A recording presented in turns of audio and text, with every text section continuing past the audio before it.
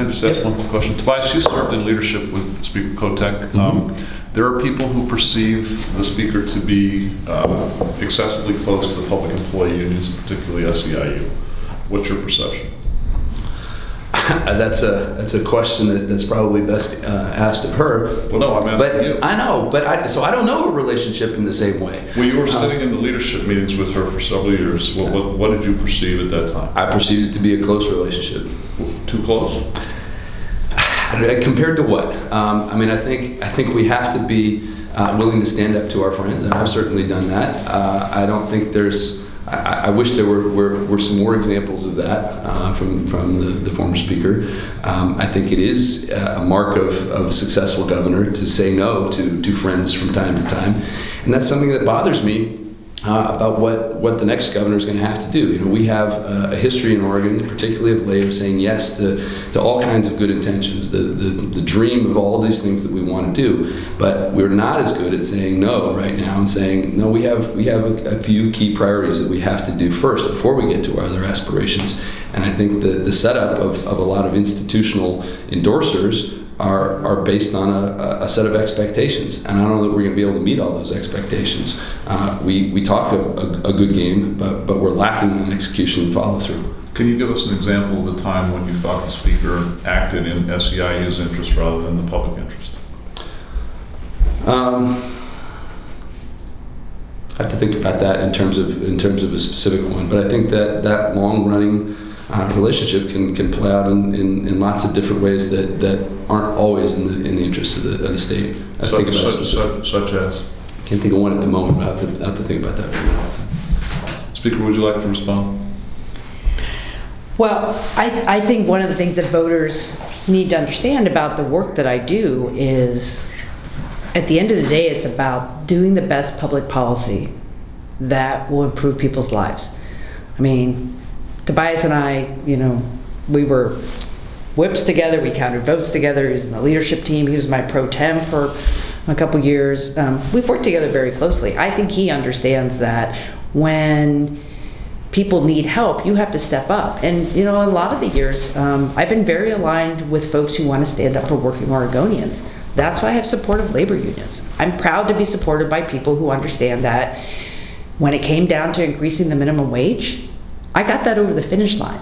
When it came to making sure we had paid sick leave for workers, I got that done.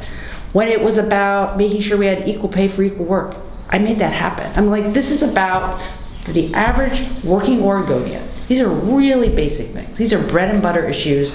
And do public employee unions support those things? They do, because that's broadly important. A lot of their members don't need that, but they support it because it's great for working Oregonians to know that they're going to have a better wage, that they're going to, when they get sick, they can stay home and get paid for it.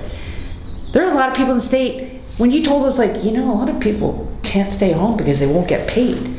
Think if we had not had paid sick leave in place when the pandemic hit, what that would have done to so many workers. So I feel very confident that my track record is about standing up for working folks, and I will never apologize for that.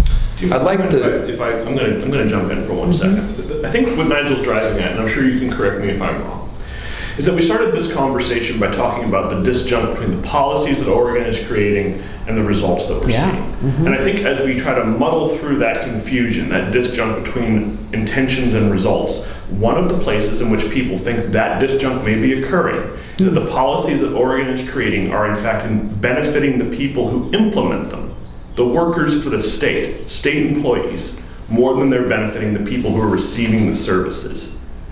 So that's, I think, why we're driving at that question so hard, is that public employee unions are representing the people who work for the state to implement Measure 110, to implement housing services. And there's some concern that you are very loyal to them, and in fact more loyal to them than the people receiving the services. Well, I just would disagree with that. I think it's a flawed analysis of what's going on. Do I believe that it is the rank and file folks in public employment, not just public employees in the state, but across, that they're the problem for the implementation? I put the responsibility on the managers. I put the responsibility on the leadership. Who runs the agency sets the tone. And when you set the tone as an agency director and your direct reports, to have the back of you, the frontline workers who are trying to do the work. I'm not saying every public employee does everything right, but I think there are a lot of public servants who work really hard. When leadership doesn't have a plan, doesn't have a timeline, doesn't ask for the right resources, doesn't say, hey, you're gonna have to take a risk to get this thing implemented, but I'll have your back when you do it. What's happening right now is I think public employees are on their heels going like, every time we try to do something, nobody has our back. What I want to see out of agency leadership as the next governor is that we have people who have a plan, have a timeline, know how to get it done, and work it down the line. This is a management issue So at the end of I the have day, a not a question rank and about file issue.